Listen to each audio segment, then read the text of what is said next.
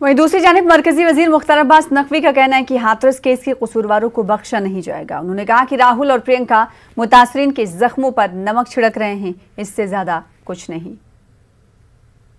योगी आदित्यनाथ जी ने बहुत साफ कहा है कि इन वहशी दरिंदों को ऐसी सजा मिलेगी जो कि इस तरह के गुनाहगारों के लिए सबक होगी।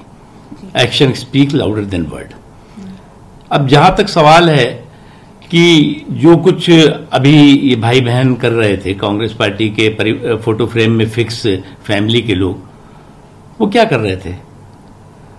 वो शुद्ध रूप से किस तरह से इस पूरे के पूरे मुद्दे पे, इस संवेदनशील मुद्दे पर, इतने सीरियस इशू पर नॉन सीरियस एक्ट था उनका। और ये पप्पू का गोलमाल और गप्पू का कैमरा कमाल था।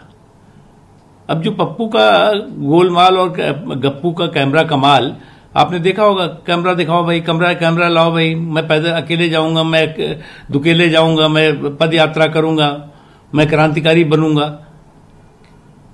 तो मुझे जो दिखता है ना कि शुद्ध रूप से ये जो पप्पू का गोलमाल है और कैमरे का कमाल दिखाई पड़ रहा था, वो सब कुछ चीजें थी।